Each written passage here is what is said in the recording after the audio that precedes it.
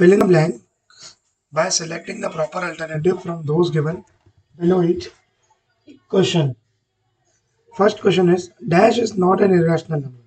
देखो अगर ऑप्शंस को अगर ध्यान दें तो रूट फाइव को हम कुछ नहीं कर सकते, रूट फाइव और रूट फाइव लिख सकते हैं, रूट 15 को हम लिख सकते हैं 3 इंटू फाइव, यानी इसमें से भी कुछ कॉमन नहीं आ रहा है। रूट 25 को हम लिख सकते हैं 5 इंटू फाइव, तो ये हो जाएगा रूट 5 का स्क्वायर, तो 2 और ये रूट कट गया, ये मिला 5, तो ये 5 आंसर आया रूट 25, यानी ये रैशनल हुआ, यानी सी इसका करेक्ट आंसर है। ठीक,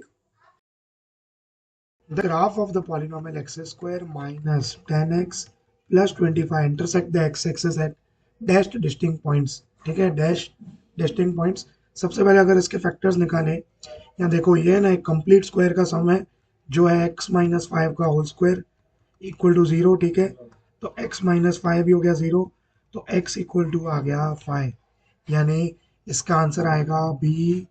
वन डिस्टिंक्ट पॉइंट पे ही इसका ग्राफ जो है एक्स एक्सिस को क्या करेगा, इंटरसेक्ट करेगा। ठीक है, x इक्वल टू 5, यानी एक ही हमको पॉइंट मिला। ठीक, तो one distinct point is the correct answer. The solution of the pair of the equations x upon a plus y upon b equal to 2 and ax minus B Y equal to A square minus B square is dash. देखो अगर इसको हम substitution elimination से करने जाएंगे बहुत time लग जाएगा, हम इसमें आंसर्स से अप्रोच करते हैं।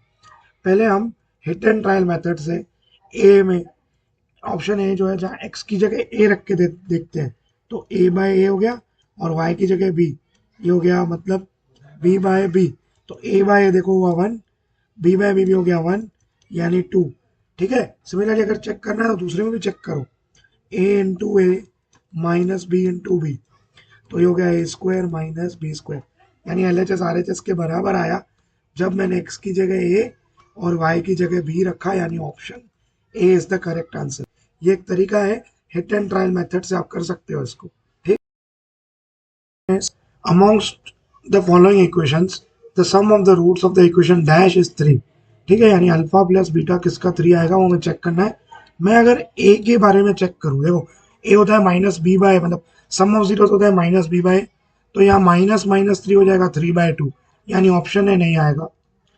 बी इक्वेशन बी में देखते हैं, -3 अपॉन -1 माइनस बी बाय ऐसे होगा, देखो तो माइनस माइनस कैंसिल हो गया 3, यानी minus X square plus 3x minus 3 equal to 0 आपका करेक्ट है। ऑप्शन बी के साथ चले जाओ, पूरा एक नंबर मिल जाएगा। ठीक है, question is if for a given AP A is 1, A of n is 20 and S of n is 399 then find n। ठीक है, तो S of n equal to मैं लिख सकता हूँ n/2 A plus A of n, first term plus last term. ठीक है, S of n कितना है 399, n हमें पता नहीं तो n/2 सेम आएगा। A कितना है देखो 1 और an कितना है 2, तो 399 इंटू में 2 इक्वल टू 21n, तो n इक्वल टू 399 इंटू में 2 और डिवाइड मैंने कर दिया 21 से, 21 1 जा 21, 18 बचा 189, आ गया 19, तो n इक्वल टू 19, 2 जा आ गया 38। देखो बहुत बढ़िया क्वेश्चन, ऑप्शन सी के साथ चले जाओ, पूरा एक नंबर मिल जाएगा। ठीक है, option C is the correct answer, equal to 38 is the right answer. Question is in triangle ABC and triangle PQR angle A दिया है 40, ठीक है, एंगल बी दिया है 60, एंगल क्यू दिया है 60 और एंगल आर दिया है 40। ठीक है, तो यहाँ देखो अगर मैं सी की बात करूं तो सी आ जाएगा हमारा 80, तो सिमिलरली पी भी आ जाएगा 80, तो ट्राइंगल ABC सिमिलर किसके आएगा, देखो ए 40 है और सामने एंगल 40 कौन सा है तो आर। ठीक है, फिर यहाँ पे बी 60 है, वहां पे कौन सा 60 है तो क्यू, और यहाँ सी 80 है तो वहां पे पी, यानी triangle R Q P is the correct answer. Option D के साथ चले जाओ, एक नंबर आपका। ठीक है, -6,4 is one of the end points of a diameter of circle. ठीक है, डायमीटर है सर्कल का, उसका एक एंड पॉइंट है -6,4 with the origin as the centre. Origin यानी 0,0 coordinate, then the other end point is dash, तो उसको मैंने ले लिया एक्स वाई। देखो मिड पॉइंट फॉर्मूला से मैं लिख सकता हूँ -6 प्लस x1 प्लस x2/2, यानी -6 plus x/2, comma 4 plus y/2 equal to 0, 0। तो -6 प्लस x/2 हो गया 0, या 4 प्लस y/2 इक्वल हो गया 0। तो यानी यहाँ से x हो जाएगा 6, क्योंकि 2 इंटू 0 0, और माइनस का 6 वहाँ गया, और y हो जाएगा 4। तो x 6 और y 4 इज द आंसर, यानी option A is the correct answer. Okay, question 8, if x equal टू a sec theta and y equal to b tan theta, then find b square x square minus a square y square। ठीक है, simple है। इसमें दोनों तरफ square लगा दो तो क्या हो गया, X square equal to A sec square theta, और वाई स्क्वायर इक्वल हो जाएगा B square tan square theta. इधर वैल्यू डाल देते हैं, बी स्क्वायर की जगह बी स्क्वायर, एक्स स्क्वायर की जगह A square sec square theta, minus A square Y square की जगह B square tan square theta. Common देखो क्या आएगा, A square B square common, हमारे पास बचा sec square theta minus tan square theta. तो ये हो जाएगा A square B square into में 1, क्योंकि sec square theta minus tan square theta एक आइडेंटिटी है जिसका वैल्यू 1। तो answer is A square B square. Okay,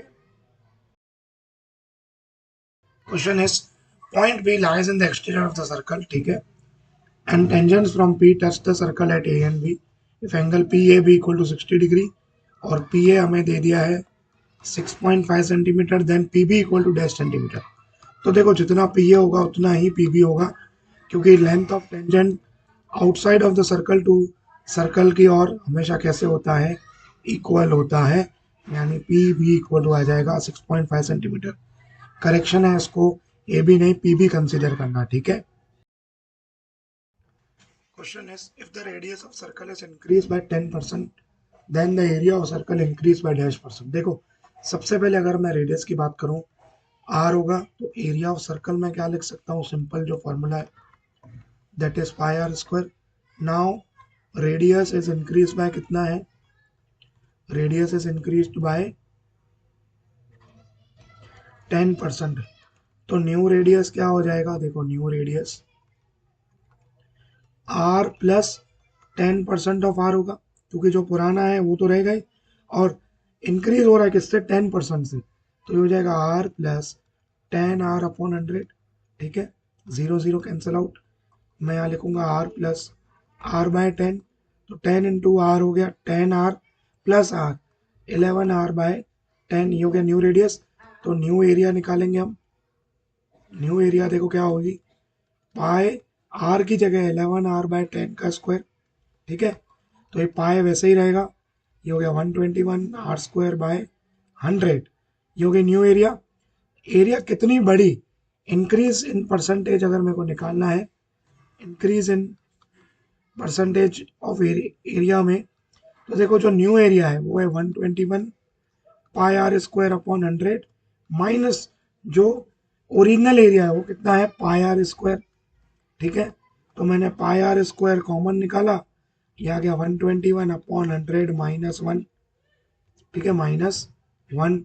तो यहाँ से ही हो जाएगा पाई आर स्क्वायर, अब 121 माइनस 100, तो ये हो गया 21/100 पाई आर स्क्वायर, तो एरिया ऑफ सर्कल हुआ, और 21/100 को मैं क्या लिख सकता हूँ, 21%, यानी 21% से एरिया जो है इंक्रीज हुई।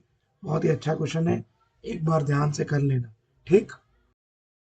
Question is if the volume of a cube is 729 centimetre cube, then the total surface area of cube is dash. देखो वॉल्यूम ऑफ क्यूब यानी एल क्यूब हमें दे दिया है कितना, 729, क्योंकि वॉल्यूम ऑफ क्यूब होता है एल क्यूब, तो यहाँ से एल हो जाएगा अंडर रूट, ठीक है, क्यूब रूट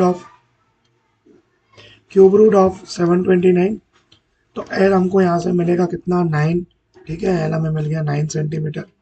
अब T S A of cube होता है 6l स्क्वायर, क्या होता है 6l स्क्वायर, तो 6 इंटू एल स्क्वायर यानी 9 इंटू 9 यानी 9 into 9 81, 81 into 6 486 centimetre square is the correct answer, यानी आंसर आ जाएगा 486।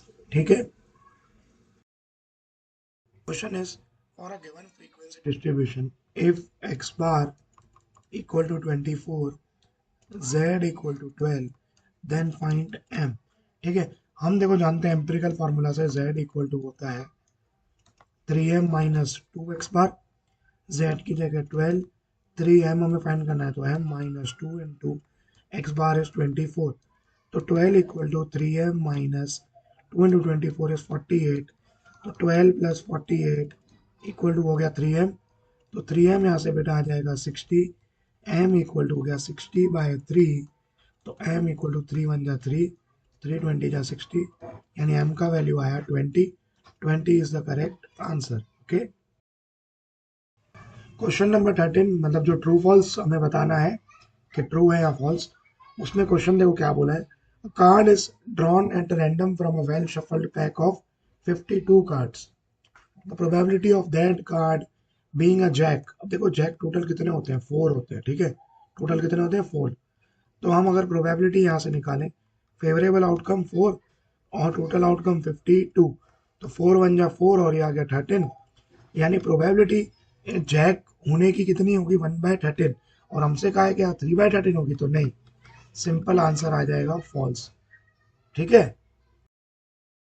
The product of the zeros of the polynomial p of x equal to X cube minus 4x square plus x plus 6 is 6। Check करना है, सबसे पहले देखो इसको compare करेंगे तो a 1 मिलेगा, b माइनस 4 मिलेगा, c 1 मिलेगा और d कितना मिलेगा, 1। प्रोडक्ट ऑफ जीरो है यानी alpha beta gamma equal to minus D by A होता है। तो यहाँ पे देखो डी जो है ना, डी वो 6 है, 6, तो ये हो गया -6/1, तो आंसर आएगा -6, और हमसे कहा है क्या 6 होगा, तो नहीं, तो the answer is false, simply answer is false. Okay. 15th question है, both the roots of the equation X square minus 6x minus 9 equal to 0 are equal. ठीक है, इसके लिए हम क्या करेंगे, डिस्क्रिमिनेंट निकालेंगे, बी स्क्वायर माइनस 4ac, तो -6 का स्क्वायर माइनस 4 इंटू 1 इंटू -9, तो ये आ जाएगा 36 प्लस 36 हो जाएगा, यानी 72 which is greater than 0। Roots real तो होंगे पर इक्वल नहीं होंगे, कैसे होंगे, डिस्टिंक्ट, तो 15th का आंसर आ जाएगा false. The roots are not equal, equal नहीं है। 16 के अंदर अगर बात करें, point 8,15 lies on a circle with origin as center and radius 17 units. देखो सिंपल, ये पॉइंट P है 8,15 और ये ओरिजिन है 0,0।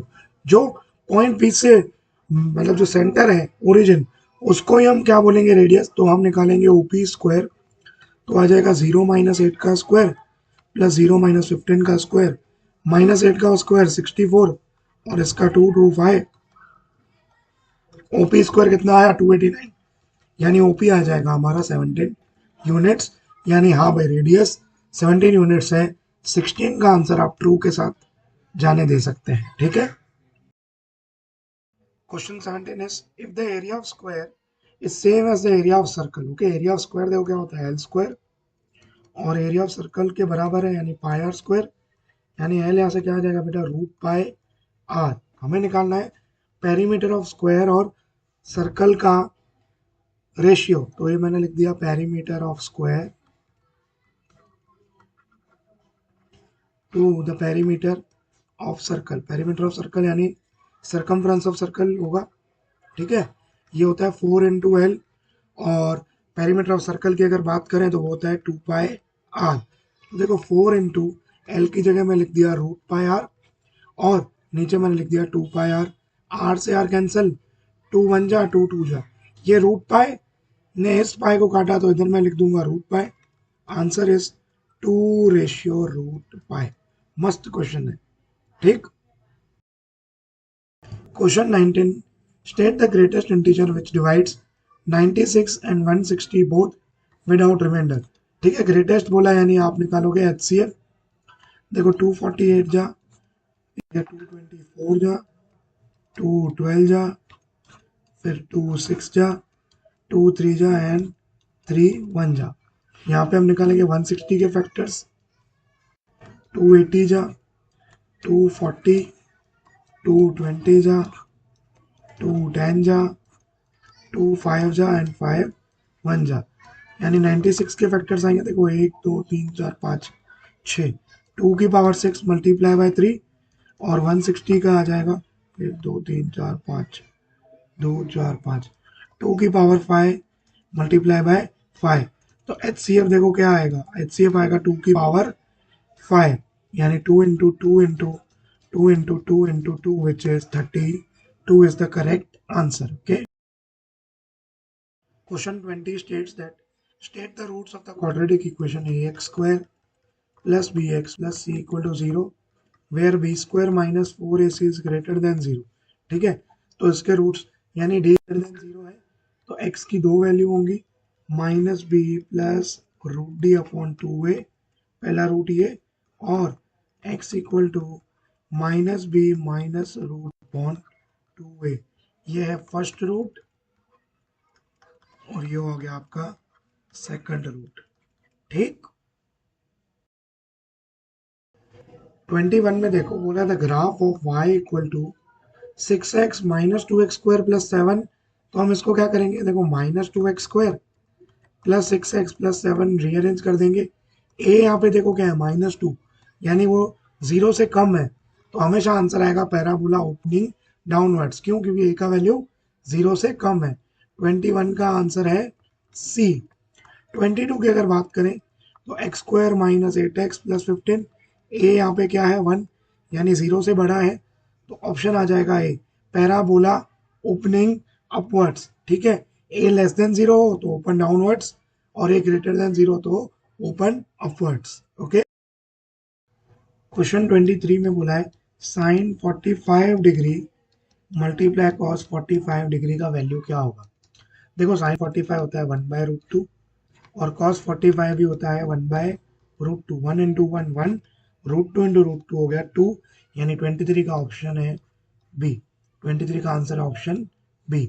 24 की अगर बात करें तो साइन 45 मल्टीप्लाई कॉसेक 45, तो ये देखो क्या बन गया, sine theta into cosec theta. ठीक है, दोनों में थीटा सेम है, तो sine theta into cosec theta का वैल्यू हमेशा क्या होता है 1, यानी इसका आंसर है ऑप्शन ए। ठीक।